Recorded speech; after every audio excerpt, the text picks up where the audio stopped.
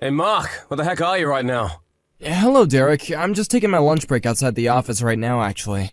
Oh, well, good for you. But you do know that there is still plenty of work that needs to be done, don't you? But the new hire is taking break as if there isn't a care in the world. Good for you! I'm really sorry. Is there a problem with me doing this? Yeah, it's not just you, it's the whole dang world. Nobody has any common sense these days. Oh, by the way, that reminds me, you're married, right? Well, I have a fiancé who I'm marrying soon, but I'm not quite married yet. Why do you ask? I bet she's a real looker too, isn't she? Must have such a happy little family. But just how do you expect to be able to take care of him? And there's still so much work to do! I suppose the only answer I can give you is that I'll work even harder than I am now, huh? There we go, that's the spirit, now you're getting it! So anyways, you're gonna be working overtime tonight. Wait, what? Well, you just said that you wanted to work even harder than you are now, so I'm just giving you what you asked for. Yeah, I understand that, but I'm already working on a project right now, so I really don't think I need more work on top of that. You just said that you were gonna work even harder than you are right now, didn't you? Well, if that's the case, then you need to take on a second project and work. I guess I see the point that you're making. But the only thing is that I was given this assignment by the head of our department, so I think he would really prefer if I focus on this for the time being. Oh, really? You got your work straight from the boss? Well, don't worry, I'll go to him and tell him that you're done with whatever it was he assigned you. Just send me the files and I'll present them to him and you can get started on your next assignment. Derek, please wait a minute. I really do have my hands full with what I'm working on right now, and I don't think it's in any shape to be turned in as of now. So you're just gonna go against the direct order from your superior? I guess I'll have to make sure everyone knows about this in time for your next performance review. And when that happens, well, I just can't imagine you having a very long future here with us. No, it isn't anything like that. I'm not trying to disobey you or anything. It's just that this project isn't really ready to be handed in, so I can't give it to you right now. Besides, I thought that we already talked about this earlier, right? I asked you to please not give me any overtime if possible. I promise that as soon as I'm finished with what I'm doing, though, I can assist you with whatever it is that you need. Oh, please, don't be such a baby. Everyone has to work a little overtime now and then. Just shut up and do as I say, got it? I have a date. I'm not gonna be late because of you. You wouldn't happen to be going out with that girl you ran into while going into that store you're always talking about, right? That's right. I guess news really does travel fast around here. Don't tell me that you're jealous or anything. Sorry, Derek, but aren't you married? Do you think your wife will be mad about you doing this?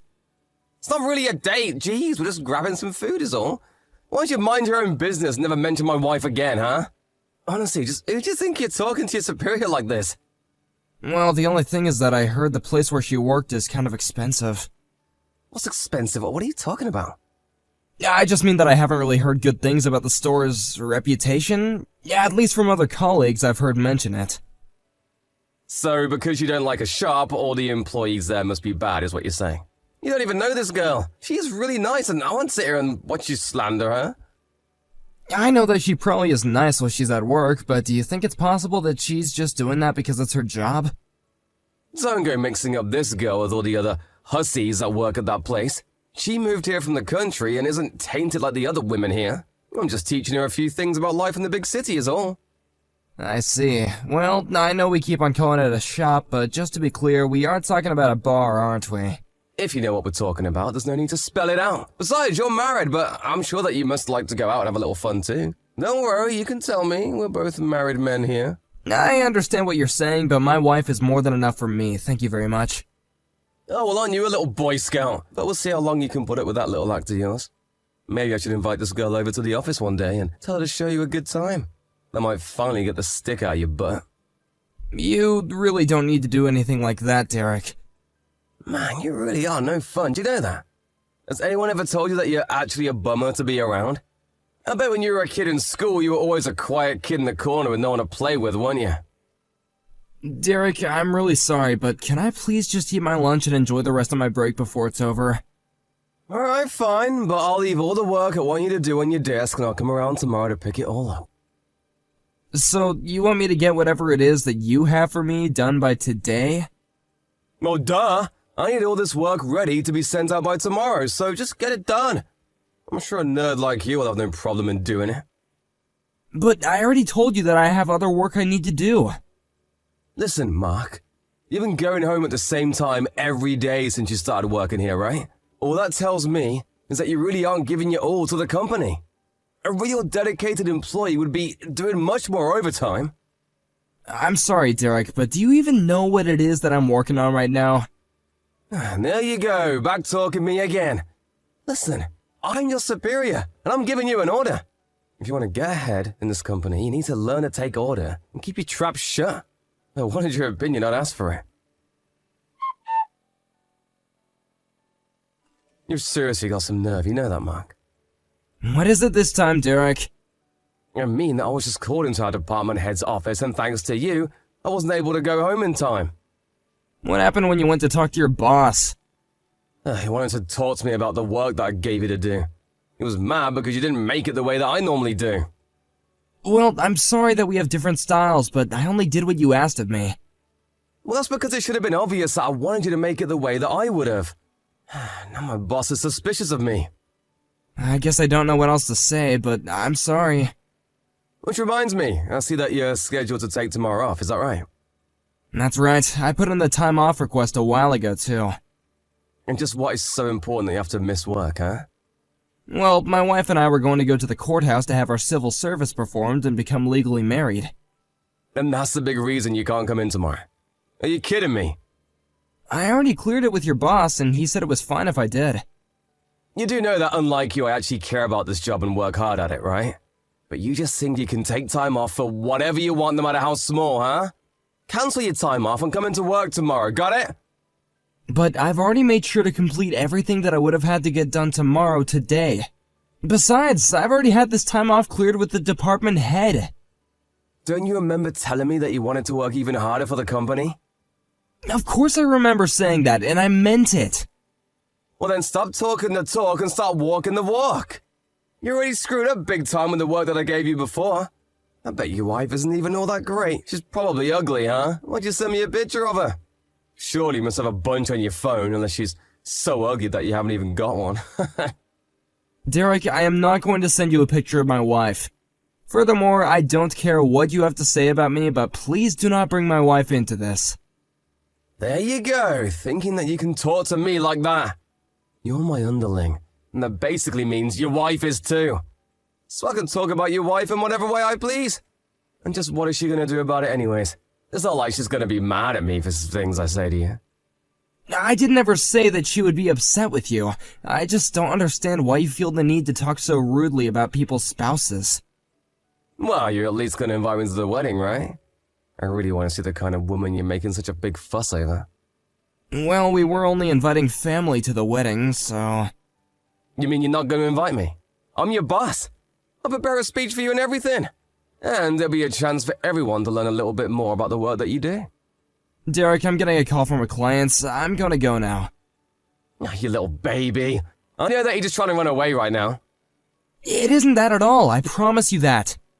And just who is this client that wants to talk to you, huh? It's the V Corporation. Feel free to look into the file we have on them if you want. You think I have time to do something stupid like that? Whatever, just know that after you come back from your one-day honeymoon, I'm gonna make sure that you know the real meaning of work. Derek, would you mind telling me where you are right now? I'm in the office cafeteria, what do you want? Well, I noticed that my lunchbox was missing from the fridge. I asked around the office and people say they saw you carrying it with you, so I just wanted to ask if you took my lunch. Your lunchbox wouldn't happen to be red and black with a handle on top, would it? So you do have my lunchbox. I was afraid of this. Can you please return it to me? Huh? Did your wife pack your lunch or something? Is that why you want it back? Well, yes, actually, but also it's my lunch. Ah, well, I'm afraid that you're too late. I've already eaten it all. So you really just took someone else's lunch out of the fridge and ate it knowing that it wasn't yours? Is that what you're saying? No, I'm just kidding. I didn't actually eat the food. I threw it all in the trash instead. It looks so nasty that you should be thanking me for saving you from it. I guess the married life must be going really well, huh? You didn't even eat the food? You just threw away someone else's lunch? I already told you that you ought to be grateful to me for what I did. Eating a lunch like that might have landed you in the hospital. You really need to tell your wife to take a cooking class or two. Derek, do you even realize what you've done? You're through now. What are you talking about, huh? How am I, though? Because I make fun of your wife now and then? It's not my fault if you and your wife are equally useless at your jobs. All I'm saying is that your wife needs to learn how to cook. I would just like to know how any of that is your business. I never had any problem with any of my lunches before. So what about any of this is your problem? Here you go again, trying to start fighting with me. Is this really how you think you can get ahead in this company? Derek, I'm gonna be honest with you. I really don't like you, and I really don't think that I can cover for you anymore. You cover for me? Is that supposed to be some kind of joke? I don't care whose lunch it is. You can't just take it out of the fridge and throw it away. You need to take responsibility for your actions, which have been way out of line with how any rational person would act. How dare you tell me what I should be doing with my life? Would you mind coming to the meeting room on the second floor once you've finished with whoever's lunch you're eating, Derek? Why should I do that? I don't remember having any meetings scheduled. You're right, this is an emergency meeting, so please go to the room as soon as you finish your lunch. We need to have a little talk about how you've been treating the staff here at the office. Mark, I really would like to take this chance to express how very, very sorry I am for all that I've said and done. Wow, this is quite a strange message to be getting from you. Well, it's just, I had no idea that you were the grandson of the CEO of our company. But that means that you're also next in line to take over the company. I also hear that you were working for V Corp before you came here?